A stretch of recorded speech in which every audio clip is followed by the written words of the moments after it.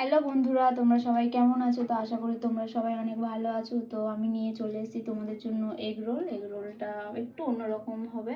Egg রোলটা পুরোপুরি দেখতে থাকো তোমরা। এগ রোলটা বানানোর জন্য আমি এখানে নিয়ে নিয়েছি আলু কুচি, মানে আলুটাকে সিদ্ধ করে নিয়ে নিয়েছি। প্রথমে এখানে আমি ময়দা নিয়ে নিয়েছি 300 গ্রাম মতন, আর এখানে আমি ডিম নিয়ে নিয়েছি, লঙ্কার গুঁড়ো, হলুদ গুঁড়ো, নুন, আর এখানে নিয়ে নিয়েছি পেঁয়াজ কুচি, টমেটো কুচি, আদা রসুন বাটা, এটা দুটোই আছে, কাঁচা লঙ্কা, আর এখানে নিয়ে নিয়েছি অল্প কটা সয়াবিন, সিদ্ধ করেই নিয়েছি আগে একটু। তো বন্ধুরা, এখানে দেখতেই পাচ্ছ আমি 300 গ্রাম মতন ময়দা নিয়ে নিয়েছি। ময়দাটাকে আমি আগে একটু মেখে রেখে দেবো, যেহেতু এটাকে এবার রেস্টে রাখতে হবে। তো দেখো তোমরা কিরকম। তো আমি এখানে ছোট চামচের হাফ চামচ মতন নুন নিয়ে নিলাম। এখানে আমি 2 চামচের মতন সাদা তেল নিয়ে নিলাম। তো আমার এখানে ময়দাটা মাখা হয়ে গেছে, মানে তেল আর নুনটা দিয়ে ভালোভাবে মিশিয়ে নিয়েছি। দেখতেই পাচ্ছ এরকমই ভাবে যখন দলা পাকিয়ে যাবে ভাববে যে হয়ে গেছে। এটার মধ্যে আমি এবার অল্প অল্প করে জল দিয়ে এটাকে এবার মিশিয়ে নেব। তো দেখো আমার এখানে ময়দাটা মাখা হয়ে গেছে। এটার ওপর দিয়ে আমি 1 চামচ মতন সাদা তেল দিয়ে দেবো। তেলটা দিয়েছি 1 চামচ মতন, এটা একটুখানি ভালোভাবে মেখে নেবো। তো দেখো আমার এখানে মাখা হয়ে গেছে। আমি এবার 5-10 মিনিটের জন্য এটাকে আমি ঢাকা দিয়ে রেখে দেবো। তো গ্যাসটা জেলে দিয়েছি, প্যান বসিয়ে দিয়েছি। আমি এটার মধ্যে এবার তেল দিয়ে দেবো, সাদা তেল। তো আমার এখানে তেলটা গরম হয়ে গেছে। আমি তেলের মধ্যে দিয়ে দেবো পেঁয়াজ কুচি। পেঁয়াজটা দিয়ে দিয়েছি, পেঁয়াজটা এবার একটু ভাজা ভাজা হবে।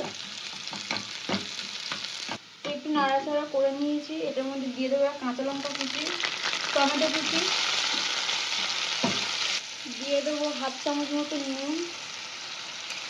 নুনটা দিলে কি একটু ভাজা ভাজাটা ভালো হয়। তো দেখো ভাজা ভাজা হয়ে এসছে। এবার দিয়ে দেবো আদা রসুন বাটা।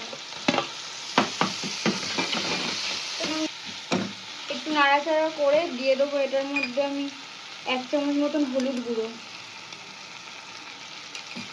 হলুদটা দিয়ে দিয়েছি। আমি ভালো করে এটাকে একটু কষিয়ে নেবো। দেখো কত সুন্দর তেল ছাড়ছে। এবার দিয়ে দেবো আমি হাফ চামচের মতন লঙ্কার গুঁড়ো। আবারও 2 মিনিট নেড়ে দেবো। তো এবার আমার কষানো হয়ে গেছে, দেখো তেল ছাড়ছে। এবার আমি এই সিদ্ধ করা আলুটা এখানে দিয়ে দেবো।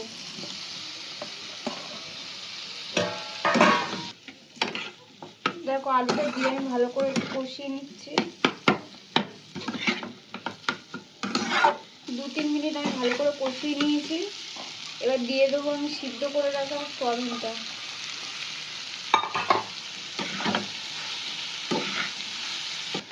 দেখো এটাকে আমি খুব ভালোভাবে কষিয়ে নিলাম। কি সুন্দর হয়েছে দেখো, মাখো মাখো। এটাকে আমি না জল দেবো না কিছুই করবো, এটাকে এরকম কষতে কষতে সুন্দর হয়ে যাবে। তো দেখো আমার এখানে খাবারটা তৈরি হয়ে গেছে। আমি জল দিয়েছি, কত সুন্দর মাখো মাখো হয়েছে দেখো। হয়ে গেছে, আমরা বন্ধ করে দিচ্ছি গ্যাসটা। তো আমি এখানে 10-15 মিনিট পর ফের খুলে নিলাম। দেখো ময়দাটা কত সুন্দর নরম হয়েছে। এটাকে একে একে লিচি করে নেব।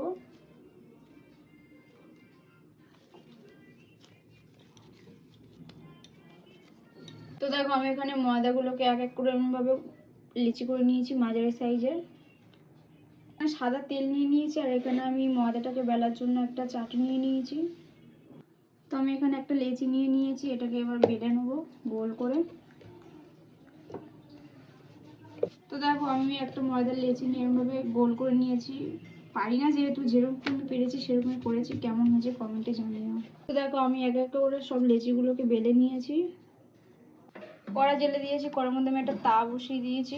এটার মধ্যে এবার আটার লেগুলো ভেজে নেব। তেল দিয়ে দিয়েছি, তেলটা গরম হয়ে গেছে। এবার এক এক ময়দার লেচিগুলোকে, মানে যেগুলোকে বেলে রেখেছিলাম ওগুলোকে এক এক করে ছেড়ে দেবো।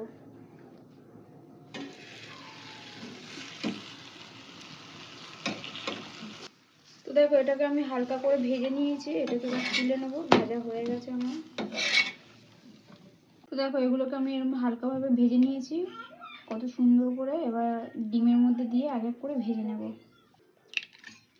ডিমটা ফাটিয়ে নিলাম, এটার মধ্যে দিয়ে দেবো অল্প করে নুন।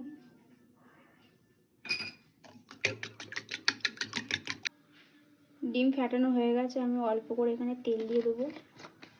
তেল গরম হয়ে গেছে, এর মধ্যে ডিম ফাটানোটা দিয়ে দেবো, রুটিটাও দিয়ে দেবো।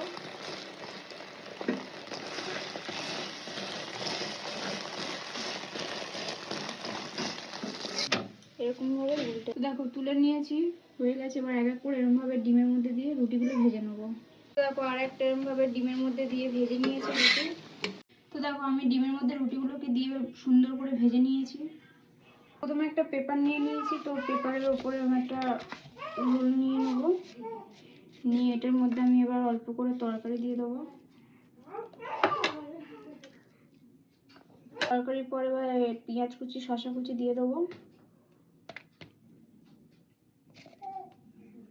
অল্প করে লেবুর রস ছড়িয়ে দেবো, চিলি সস দেবো, এর ওপর দিয়ে এবার টমেটো সস দিয়ে দেবো। এরকমই দু হাতের করে ভালোভাবে চেপে চেপে মুড়ে নেব। এটাকে কাগজের মধ্যে দিয়ে রোল করে ঘুরিয়ে নেব।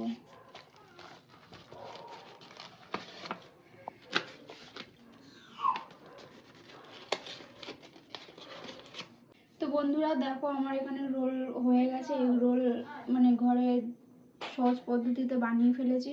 তো আপনারাও চাইলে এরকমভাবে বানাতে পারবেন খুব সহজভাবে, খেতেও খুব টেস্টি হবে।